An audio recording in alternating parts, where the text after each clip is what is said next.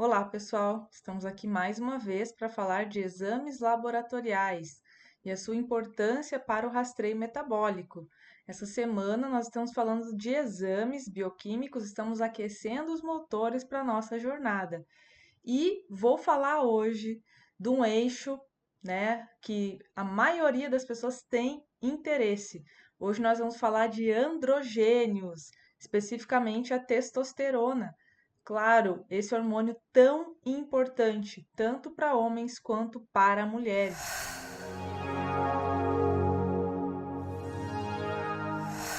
A gente vai falar um pouquinho dos exames básicos, tá bom? Vou mostrar agora para vocês aqui os exames básicos que utilizamos para avaliar esse eixo. Então vamos lá. Estamos aqui observando uma tabelinha, né, com os androgênios. Então temos aqui testosterona total, temos aqui testosterona livre, dihidrotestosterona e o SHBG. Então, para quem não lembra, né, o DHT ou a dihidrotestosterona, ele é um derivado da testosterona, né? Quando a gente tem aí a ação da enzima 5-alfa-redutase, transformando então a nossa testosterona em DHT. O DHT tem várias funções importantes, tá? Massa muscular, crescimento também, ganho de massa, libido, né? Tem umas funções importantes aí para o organismo. Então, o nosso corpo ele vai equilibrando, né, entre testosterona, DHT. A partir da testosterona também, nós conseguimos construir os estrógenos. Sim, tem uma enzima chamada aromatase que vai transformar a testosterona em estrógeno. E o equilíbrio desses hormônios, o equilíbrio disso tudo é importantíssimo para nós mantermos a homeostase, para que a gente tenha o melhor resultado de cada hormônio. E sim, todos os hormônios que eu citei aqui são extremamente importantes e cumprem sua função, tanto no homem quanto na mulher. Eu sei que testosterona ficou conhecido como hormônio masculino, porque o homem tem mais concentração plasmática de testosterona, e aí o estrógeno, né, e a progesterona ficou mais conhecido como hormônio feminino, porque a mulher tem maior concentração.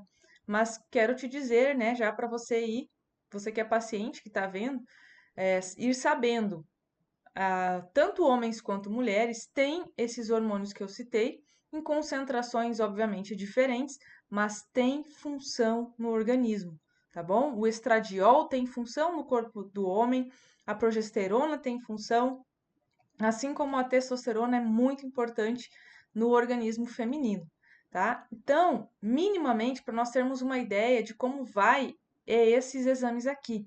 Agora, você pode estar falando assim: Nossa, professora, mas eu já ouvi dizer que o top mesmo, que a melhor coisa que podemos fazer em relação à testosterona é fazer a dosagem salivar.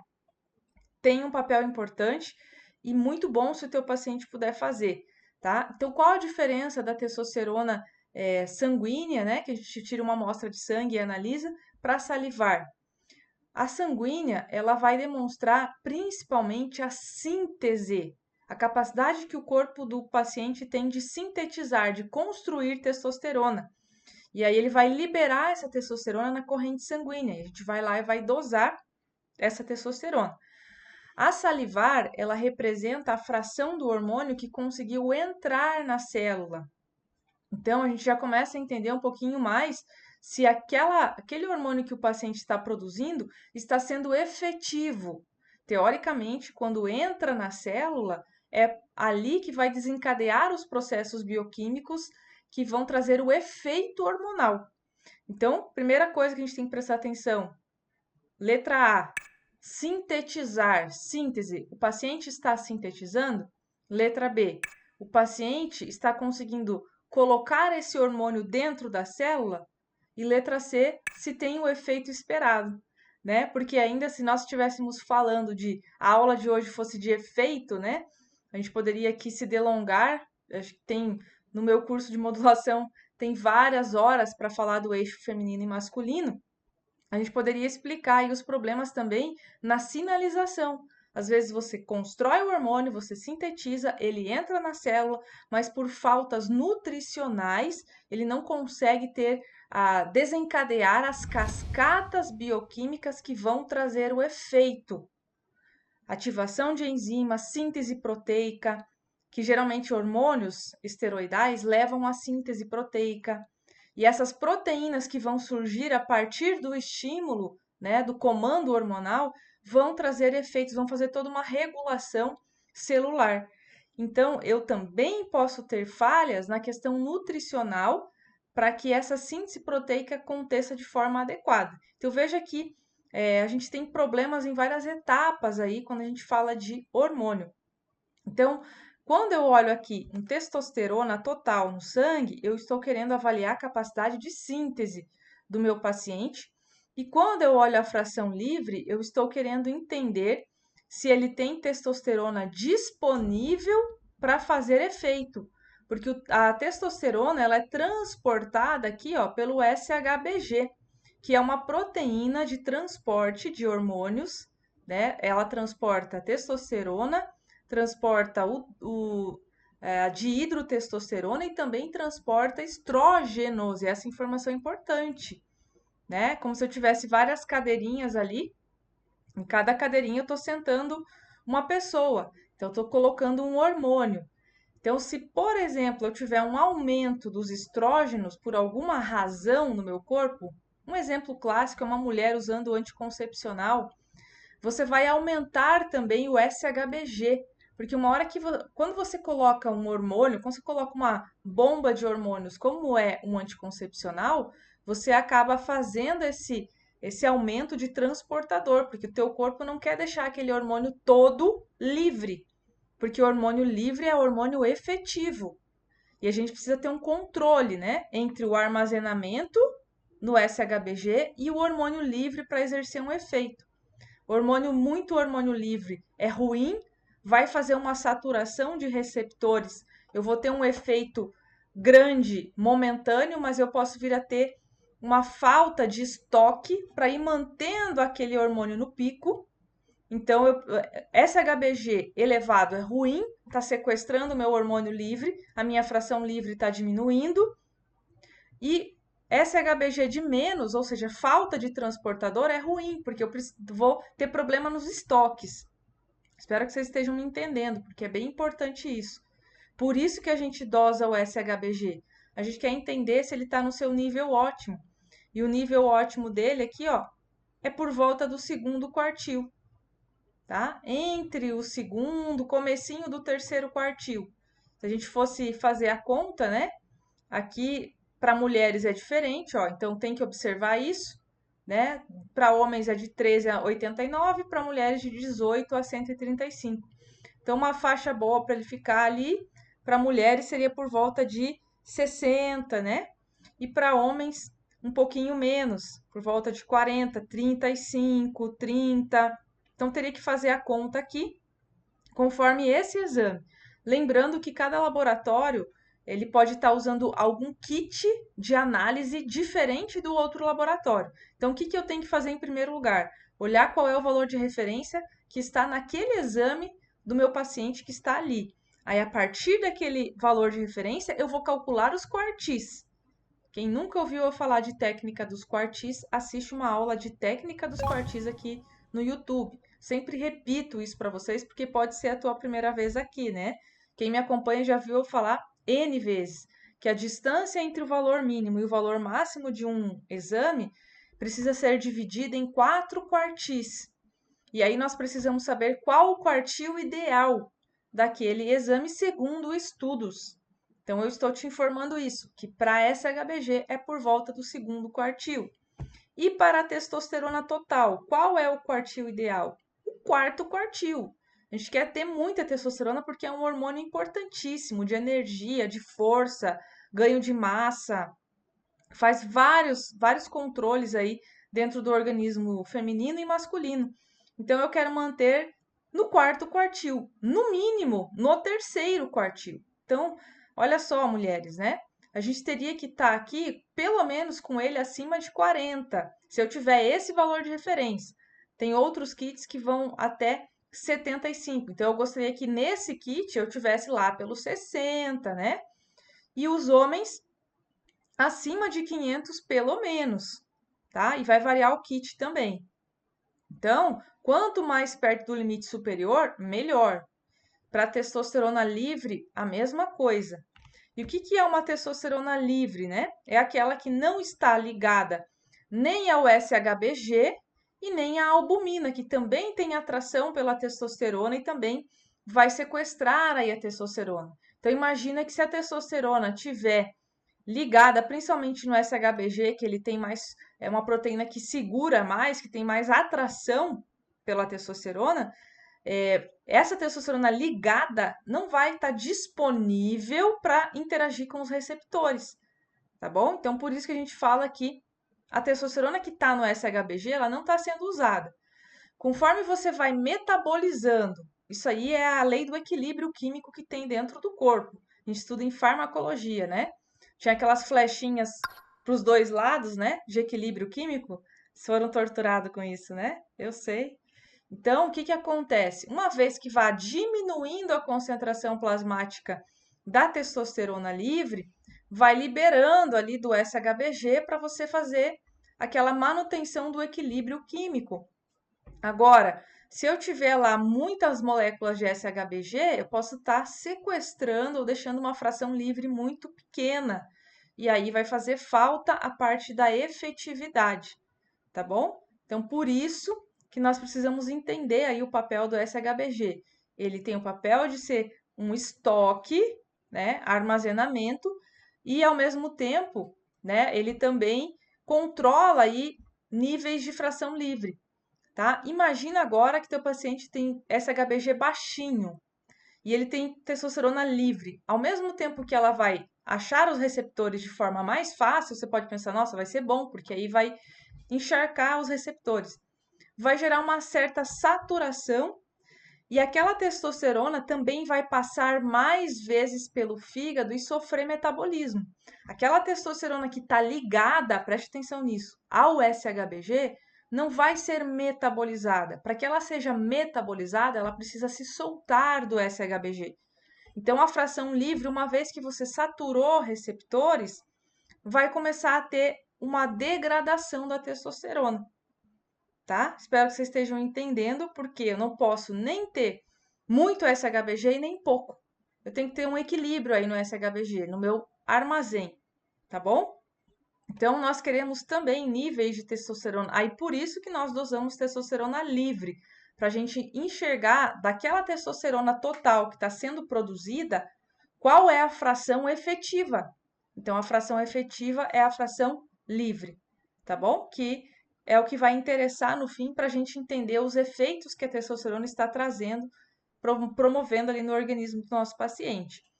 E, de repente, você faz a dosagem da testosterona livre e da testosterona total, e mesmo assim o teu paciente está relatando queixas, tem sintomas que parece que está faltando testosterona. E você olhou o exame do sangue e tem níveis até bons de testosterona, mas parece que, poxa, ele está com queixa, né? E aí você vale a pena talvez fazer um exame do hormônio salivar, para você entender se esse hormônio está entrando na célula, tá bom? Então seria o, digamos assim, o padrão ouro, você fazer sangue e saliva. Mas, professora, saliva talvez é um pouco mais caro, nem todo laboratório faz. Então você vai dosar no sangue e vai ter esse conhecimento que eu estou te passando aqui para entender que mesmo que a pessoa tenha níveis bons ali, ela pode sim estar com falta de efetividade hormonal, tá bom? Agora, imagina que a pessoa nem está produzindo aquele hormônio na quantidade correta, provavelmente está faltando efetividade hormonal. Então, por isso que é importante e que vale a pena sim a gente fazer a dosagem sanguínea, porque pelo menos vamos entender se o paciente está produzindo. Porque se ele não estiver nem produzindo, aí a gente tem que pensar na síntese, tem que melhorar a síntese de hormônio, começar a pensar nas causas que levaram àquela baixa hormonal, tá? Então, olha só a importância. Então, aqui eu acho que eu deixei sim. As causas de baixa testosterona, olha só, tá nesse quadrinho aqui, ó. Causas da diminuição da testosterona. Ela vai diminuindo com a idade, Mas pasmem, ela diminui para o homem, depois dos 40 anos, apenas 1 nanograma por ano. Então a pessoa está lá com 70 anos, não justifica ela estar com 100 de testosterona, né? Então quer dizer, não, a idade não vai levar ao ponto de uma testosterona ficar extremamente baixa. Tem mais coisa, tá? Então vai diminuir, mas vai diminuir pouco por ano. E para a mulher também, como a testosterona na mulher ela é produzida mais no ovário, no, na adrenal, ela também é produzida no ovário, mas ela é produzida mais na adrenal. Então, a concentração depende muito mais da adrenal do que do ovário. Por isso, quando ela entra em menopausa, ela pode ainda manter níveis bons, níveis excelentes de testosterona. E se isso não acontecer, não vai justificar dizendo que é porque o ovário entrou em falência. Tem que olhar a adrenal. Tem que olhar o bendito do estresse adrenal, que eu já deixei aula aqui, inclusive, essa semana, né, sobre os exames aí que avaliam o estresse adrenal. Então, o estresse adrenal, ele vai diminuir bastante o DEA, que é o precursor da testosterona, porque o DEA tem os mesmos tijolinhos bioquímicos que o cortisol, né? Lembram disso? Quem assistiu a aula anterior vai lembrar. A gente usa o colesterol, que é transformado em pregnenolona, e a pregnenolona vai dar origem ao DEA e vai dar origem à progesterona e ao cortisol. E o meu corpo, se eu tiver em estresse, vai priorizar a síntese do cortisol. Por isso que grande parte das mulheres que temos atendido hoje, né, lá na clínica, tem testosterona abaixo dos níveis otimizados. E aí vem com um monte de queixa de dor nas pernas, de fadiga, falta de libido, né, flacidez, uma série de consequências aí da baixa da testosterona e dos androgênios. Então, a gente precisa entender essa inter-relação entre os sistemas, né? Por isso que é legal você assistir a aula da adrenal, caso você não tenha visto, tá bom? Então, essa questão aqui, né, de falar que menopausa é causa de baixa de testosterona, não cola, tá bom? Outras coisas, acabei de falar do estresse, né, por conta da adrenal. O álcool, refrigerantes, excesso de cafeína, toxina como bisfenol A, que tem no plástico, os fitalatos, que tem na alimentação quando a gente não sabe preparar, alguns metais pesados, como chumbo, mercúrio, pesticidas que estão encharcando a nossa alimentação com pesticida, edulcorantes, né? Quem gosta de comer aí produtos ultraprocessados, medicamentos, né? Bloqueadores alfa, beta e de canais de cálcio. Então, aqui, ó, os antipertensivos, né? Alguns grupos de antipertensivos, antiácidos, inibidores da MAO, que alguns tipos de antidepressivos têm esse efeito, antidepressivos tricíclicos, tá? Finasterida, que é usada anti-queda de cabelo aí, né? E alguns antifúngicos, alguns diuréticos e benzodiazepínicos, tá? Então, pensa na soma de todos esses fatores, pode estar levando, né, a uma baixa da testosterona, seja homem, seja mulher, tá bom? E olha a importância, né, da testosterona. Efeitos benéficos da testosterona. E aí, é importantíssimo você saber disso, né? Para poder perceber, ó, sinais e sintomas de deficiência. Então, qual é o efeito? Aumento de massa e força muscular, inibição da atividade inflamatória, então ela é um anti-inflamatório, aumento da capacidade imune, diminuição da resistência insulínica, principalmente em homens, aumento da densidade óssea, aumento do transporte de oxigênio, tanto que ela aumenta hemácias, tá bom? Algumas pessoas têm anemia por baixa de testosterona, aumento da performance e desejo sexual, manutenção da energia física e mental. Será que é um hormôniozinho importante? O que vocês acham? Olha os sinais aqui e sintomas da deficiência: perda de força, massa muscular, perda de pelos corporais, depressão, principalmente em homens, osteoporose, diminuição da libido e disfunção erétil, letargia, fadiga, falta de foco, oligospermia, que é a diminuição no número de espermatozoides, e azoospermia, que é a ausência. Então, depende, é claro, se essa diminuição é pequena, é moderada ou é grave. né, para que você aumente a intensidade e o número de sinais e sintomas, tá bom? E tem outra coisa que eu quero mostrar aqui que também faz diminuir a testosterona, é quando você tem um aumento de aromatases, olha aqui, aromatases no organismo. Aromatases são as enzimas que transformam a testosterona ou os androgênios, alguns androgênios, em estradiol, né? Então, aromatases, elas não param de funcionar no envelhecimento. Porém, a produção de testo vai diminuindo. Níveis de testo caem em média 1 a 2% ao ano, né? Então, foi aquilo que eu falei. E as aromatases não diminuem.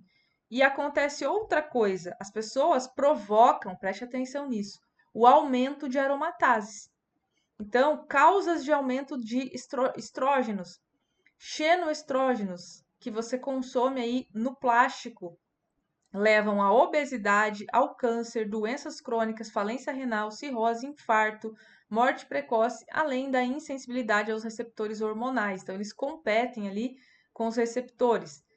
E outra coisa que aumenta, né? Maus hábitos, abuso de álcool, dieta pouco saudável e consumo de drogas que afetam o fígado, aqui, ó, enzima P450, alguns fármacos cumarínicos, anticonvulsivantes e antihistamínicos. Aqui entra, ó, um tipo de antialérgico.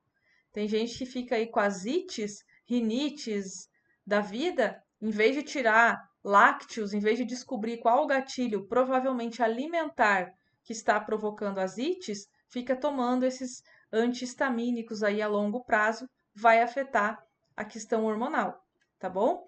E eu quero lembrar a vocês uma coisa importantíssima falando em aromatase. O tecido adiposo possui aromatases. Então você já imaginou, né? Quanto mais você ganha gordura no teu corpo, mais aumenta o teu peso, mais aromatases você tem. E aí você tem consequências. Você vai cada vez mais perder testosterona para estradiol e você vai cada vez mais inflamar o teu corpo, prejudicando a síntese hormonal, que a inflamação crônica é uma das causas de diminuição da síntese de hormônios, tá bom? Então, vale a pena manter um peso adequado, diminuir gordura e aumentar a massa muscular, não vale? Vale muito a pena quando a gente pensa em hormônio, tá bom? Tem uma transformação ainda, né, que a gente pode ter da testosterona ser transformada em dihidrotestosterona, aqui, ó, né? Para quem adora essas coisas de cascatas hormonais, olha aí, né? A transformação da testosterona para DHT aumenta quando existe uma diminuição da testosterona livre. E aumenta também, gente, quando nós temos resistência insulínica. Então, eu começo a perder testosterona para dihidrotestosterona. Isso aqui eu já falei várias vezes, né? Que o DHT ele tem uma função importante, mas que em excesso ele provoca queda de cabelo, alopecia androgenética, né? Aquelas entradas assim, provoca aumento de pelos, provoca a acne em quem tem tendência, né? Aquele aumento então de acne. Então, o DHT é importante, mas precisamos limitar. Então, se você tiver resistência insulínica, você também aumenta a chance de perder testosterona. A resistência insulínica também provoca sobrepeso. Então, olha só, né, o que vai acontecer se você tiver resistência insulínica.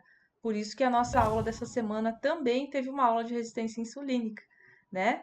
Agora, se você ficou interessado, assim, professora, tudo bem, eu entendi a importância da testo, eu quero saber mais sobre isso realmente, como modular essa testosterona. Então, eu quero te convidar, assista a nossa jornada do metabolismo, né, que vai ter agora, a jornada do equilíbrio metabólico. Semana que vem nós estamos no aquecimento para ela. Se você não se inscreveu ainda, provavelmente o link vai estar aqui nos comentários aqui. Se inscreva, porque o caso clínico que nós vamos estudar é justamente de um homem com baixa testosterona e vamos entender mais sobre isso, sobre o que provocou naquele paciente em questão as baixas e como a gente tratou e os resultados que a gente obteve com o tratamento, tá bom? Então, se você gosta desse tema, você não pode perder as aulas da semana que vem da nossa jornada. Te espero lá.